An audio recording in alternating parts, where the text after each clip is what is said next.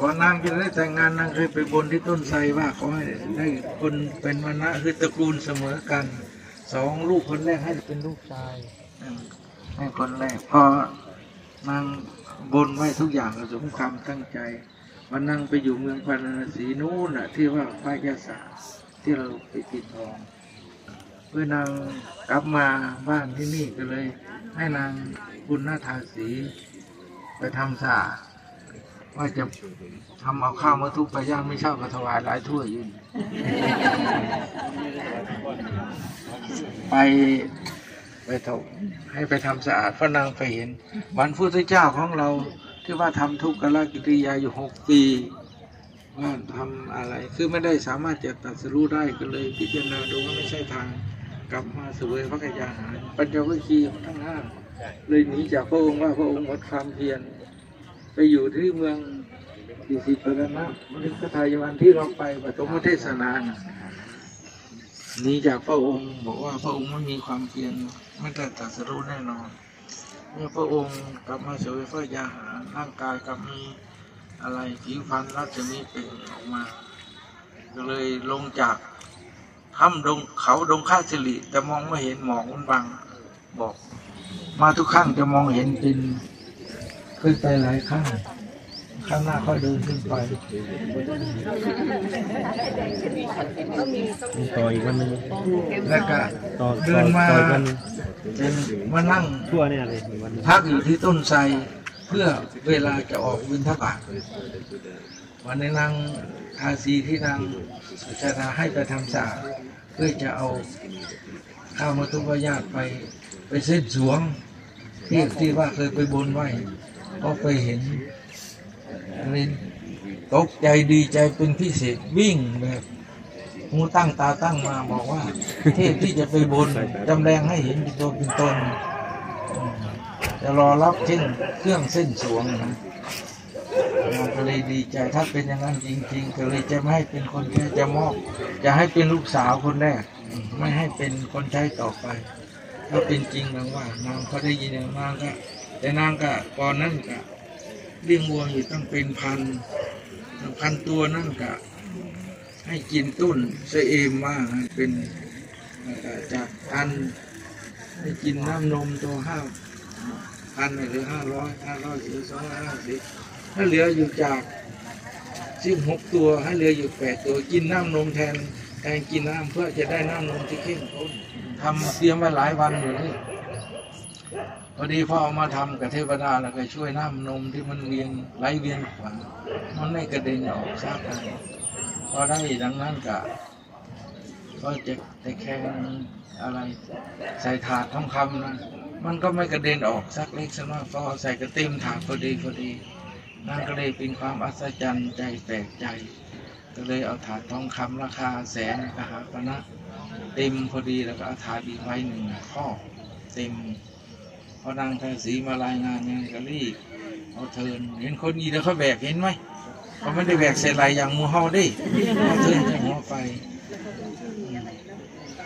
เทินไปเห็นพระพุทธองค์นั่งอยู่ก็ไม่เข้าใจว่าเป็นมนุษย์คิดว่าเป็นเทวดาจำแรงจริงๆก็เลยนอนเดินค่อมตัวย่อๆตัวเข้าไปนอกถวาย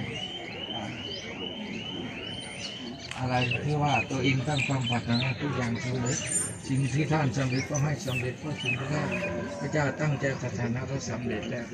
มอบถวายทั้งข้าวมัทุปญาติทั้งถาดทองคำพระองค์รับเสร็จก็เลยไม่เสวยอยู่ที่นั่นนะที่นี่ก็เลยมาถ้ำท่าน้ำฝั่งเนรัญชลา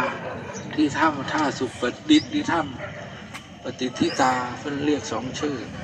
พอมาสงน้ำล้างมือเรียบร้อยเลยปั้นอันได้49 ปั้นเท่ากับจาวตาลขนาดใดมุ่น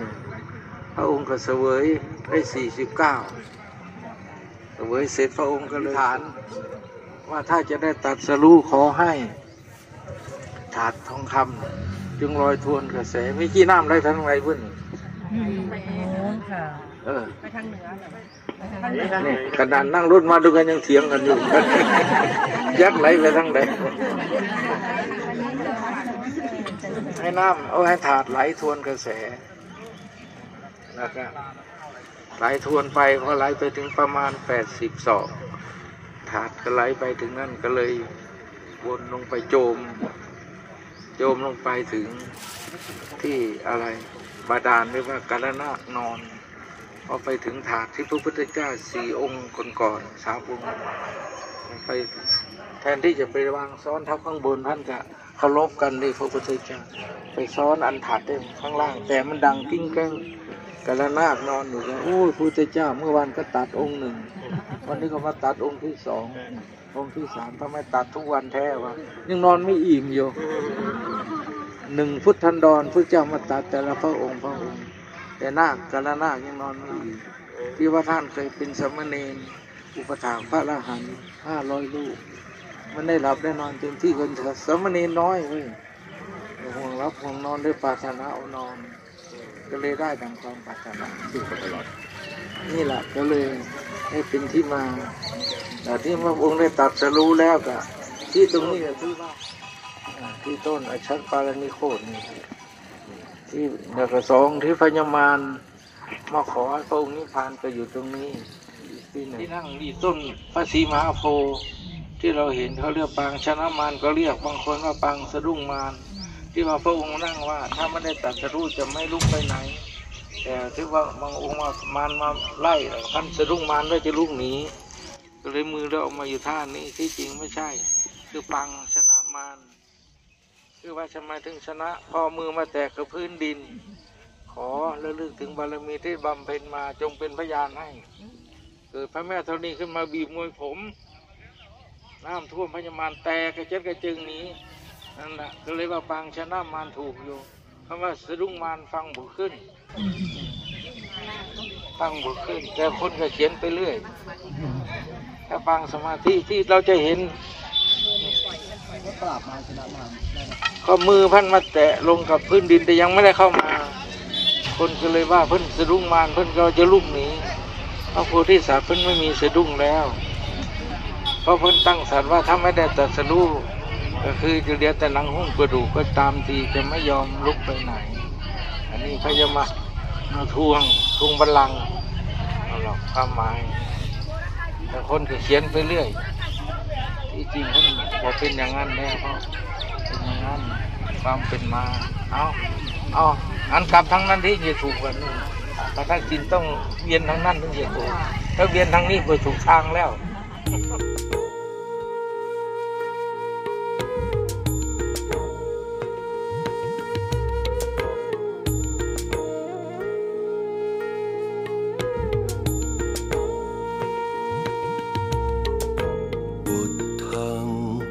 สรณัง